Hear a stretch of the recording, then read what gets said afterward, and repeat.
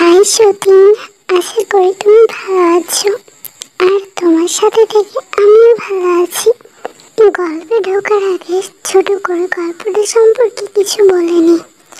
আসলে এই গল্পটা আর সব গল্পের মতো হবে না, একটু ভিন্ন হবে। আর এই ক্যারেক্টারগুলো নিয়ে একটু ভিন্ন হবে। তাই যারা এই ধরনের স্টোরি পছন্দ করো না তারা প্লিজ এখনই স্কিপ করে যেতে পারো। Thank you. তোমরা অনেকে আমার সেকেন্ড চ্যানেলের লিঙ্কটা খুঁজে পাওনি।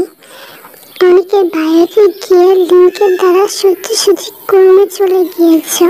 তাই আমি আমার এই ভিডিওর ডেসক্রিপশনে সেই চ্যানেলের ফার্স্ট ভিডিও লিঙ্ক আর পিন কমেন্টে আমার সেই চ্যানেলটি কমেন্ট করে রেখেছি। তোর দেরি কিসে, গিয়ে ভিজিট করে আসো। তো জিমিন, তোর রিসেন্ট বয়ফ্রেন্ডের কি হলো? রিসেন্ট না, বল এক্স। ব্রেকআপ করলি বললি না তো? এমনি। কি কারণে করলি? আরে ওর বাবা ওর কার্ডটা বন্ধ করে দিয়েছে, সেজন্য ওর কাছে কোনো টাকা নেই, তাই। ও বুঝলাম। আর তোরটা কি খবর? এই তো দুদিন আগেই তো ধরলাম। যা চাইছি তাই তো দিচ্ছে। বা, তুই অনেক লাকি রে। হঠাৎ করে তের ফোনে একটা মেসেজ আসে। তের ফোনটা নিয়ে মেসেজের রিপ্লাইটা করে আবার রেখে দিয়ে এক্সাইটেড হয়ে জিমিনকে বলে, বান্ধবী, বললাম না আমার রিসেন্ট বয়ফ্রেন্ডের কথা। হ্যাঁ তো। আরে ও আজকে পার্টিতে যাবে। কোথায়? ওই যে সবচেয়ে ফেমাস যে ক্লাবটা, ওইখানে। আমি বলেছি তোকে নিয়ে যাব। তাহলে তো ভালোই হবে। ওখানে গিয়ে যদি আমিও একটা মুরগি পেয়ে যাই। তো চলো ছোট্ট করে ইন্ট্রোটা দিয়ে দিই। কিম তেয়ং, বয়স 21, কলেজে পড়ে। পার্ক জিমিন, তের সমবয়সী, ও কলেজে পড়ে। দুজন অনাথ। আর ওরা ছোট থেকে অনেক আশ্রমে বড় হয়েছে। মানে তারা এক টাইপের প্লেগার বলতে পারো। তারা বড় লোকদের সাথে প্রেম করে, আর যখন তার থেকেও ভালো পেয়ে যায় তখন তাদের ছেড়ে দেয়। তাদের কারো টাকা পয়সা যদি শেষ হয়ে যায় তাহলেও তাদের ছেড়ে দেয়। এরকমই করে তারা। সন্ধ্যার দিকে জিমিনাতে রেডি হয়। বাবা রে, কত সুন্দর করে সেজেছিস। কার জন্য সাজলি? আমার কাছ থেকে কিছু লুকাচ্ছিস না তো আবার? আরে ওইখানে যে মুরগি ধরতে হবে না, সেই জন্য একটু সাজছি, বুঝিস না? ও আচ্ছা, দেখ না আমাকে কেমন লাগছে।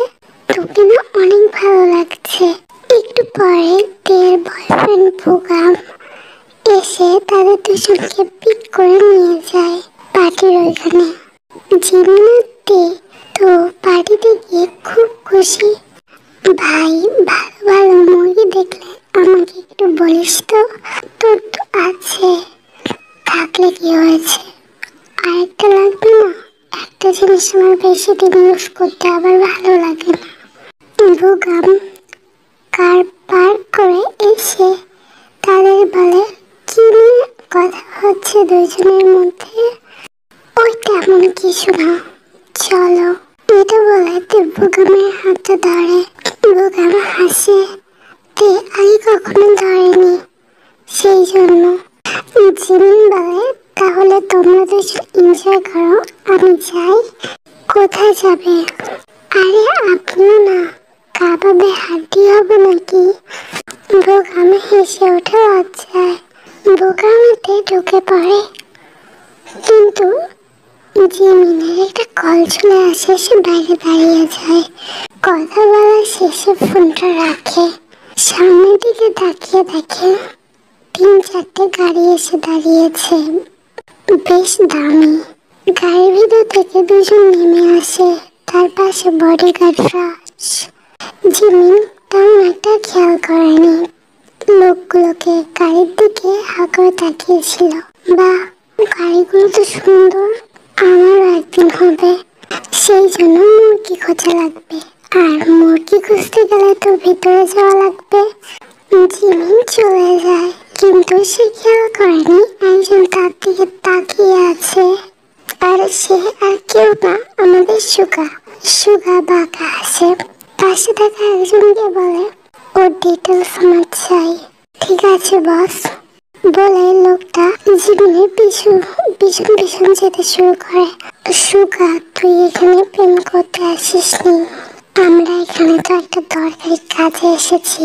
মেয়ে ছেলের মধ্যে ঢোকার কি আছে এখন? আমার বয়স বাড়ছে, আর কবেই বা বিয়ে করবো। একটা মেয়েও পছন্দ হয় না। মেয়েটাকে বেশ ভালোই লাগলো আমার, সেই জন্য বললাম। জাংকুক আর কিছু বলে না, কারণ জানে যে সুগাকে এই মুহূর্তে এইসব নিয়ে বোঝানো মানে একটা পাথরের সাথে কথা বলা। তাই ও আর কিছু বলে না। চলো পরিচয় দিয়ে নি।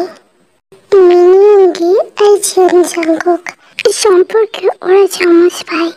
দুইজন আন্ডারওয়ার্ল্ডের পর আর সিওলে ওদের একটা ভালো বিজনেসও আছে।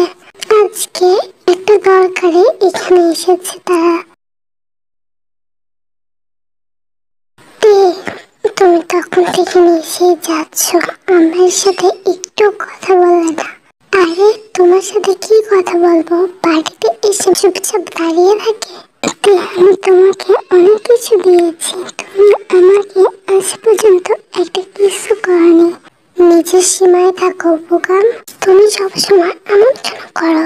আমি তোমার সাথে থাকতে চাইলাম, ব্রেকআপ। বোকাম তেলে বেগুনে চলে উঠছে। একে তো শিক্ষা দিতেই হবে। আজকে যদি একে আমি পুরোপুরি আমার নাম করে ছেড়েছি, তাহলে আমার নামও বোকাম না। বোকাম একটু পরে তের কাছে যায়। তে তে ও তে, সরি গো, আমি বুঝতে পারিনি। সরি, আর কখনো চাইবো না। ঠিক আছে ঠিক আছে, এই এরকম কার্ড, এটা তোমার রুম। আর জিমিন আসুক, জিমিনেরটাও আমি করে রেখেছি। আসলে প্রোগ্রামের প্ল্যান ছিল যে দেখে ড্রিঙ্ক করাবে, আর তারপরে তার সাথে তার রুমে নিয়ে যাবে। আর তারপরটুকু হয়তো বলা লাগবে না, বুঝতেই পারছো। এতক্ষণে কাজটা শেষ হলো, বাঁচলাম। ডিলটা তাহলে ফাইনাল হয়ে গেল। এই জন্য আমি একটু ড্রিঙ্কস করে আসছি। তুই সবসময় ড্রিঙ্কস করিস কেন? এটা তোর বোঝা লাগবে না। জাংকুক সেখান থেকে হাত দেখিয়ে চলে যায়। ঢোকার পর থেকে তার যে সুগার উপরে রাগ হয়ে আছে।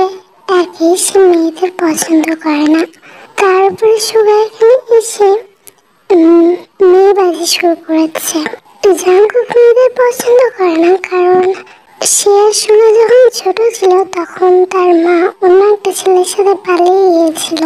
আর সে কষ্টটা সহ্য করতে না পেরে তার বাবাও মারা যায়। এই ঘটনার পর থেকে জাংকুকের জন্য সব মেয়ে সমান। তার মনে হয় সবাই এইরকমই, একটা ছেলে ধরে আরেকটা ছাড়ে, বিয়ের পরে চলে যায়। আসলে যে যে পরিবেশে বড় হয়েছে তার কাছে পৃথিবীতে সেই রকমই। জাংকুকের সাথে এর বিপরীত কিছুই ঘটেনি। তার মেয়েদের তেমন একটা সহ্য হয় না, দেখতেও ইচ্ছে করে না। তাই বয়স 35-এর কাছাকাছি হতে গেলেও সে এখনো বিয়ে করেনি।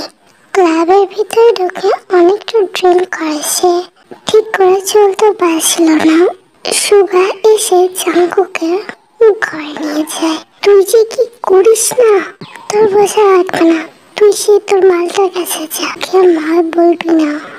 ঠিক আছে বললাম না, যা তো তুই নিজের ঘরে যা, আমার সাথে বেশি করবি না। সুগা জানে জাংকুক কিরকম, সেই জন্য আর সে কিছু বলে না। জাংকুকের এসব কথা গায়ে মাখে না সে, তার মুখ দিয়ে অনেক কিছু বের হয়। অন্যদিকে আমাদের তীরও সেই সেম অবস্থা, ড্রিঙ্কস করে নড়তে চড়তে পারছে না। তাই ভাবে যে রুমে চলে যাবে। রুমে যাওয়ার সময় একটা বিপত্তি ঘটে। ও 70-তে না গিয়ে 69-এ চলে যায়, যেখানে জাংকুক ড্রিঙ্কস করছিল। বুগাম আগে থেকে তে ড্রিঙ্কসে ড্রাগস মিশিয়েছিল, তাই তে শরীরটা কেমন করছিল। তে জাঙ্কুককে দেখে ঝরে পড়ে, তুই আমার রুমে কি করিস? মেয়েদের রুমে আসতে লজ্জা করে না বেহায়া ছেলে? ওই, এটা আমার রুম, তুই বলতে এসেছিস, বেরো রুম থেকে। কি? তুই আমাকে কি বললি? তুই জানিস আমার হটনেসে ছেলেরা মরে, আর তুই কিনা সে আমাকে আমাকে বলিস এইসব কথা? তুই দেখবি আমি কত সুন্দর। এটা বলে নিজের ড্রেসটা খুলে ফেলে। জাঙ্কুক তো পুরো অবাক, মানে ও কখনো ভাবেনি যে কেউ এরকম করতে পারে। হা করে তাকিয়ে আছে তের দিকে। এখন হা করে তাকিয়ে আছিস কেন? আমাকে রুম থেকে বেরোতে বলছিলি না? এটা আমার রুম, তুই বেরো এখান থেকে। জাঙ্কুক একে ড্রিঙ্কস করে আসছে, আর সামনে যদি এরকম কেউ দাঁড়িয়ে থাকে, জাঙ্কুক পুরো নিজের কন্ট্রোল হারিয়ে ফেলে আর দেখে কিস করতে মিশেছিল, তাই বলে না। আর তাদের মধ্যে সব হতেই থাকে।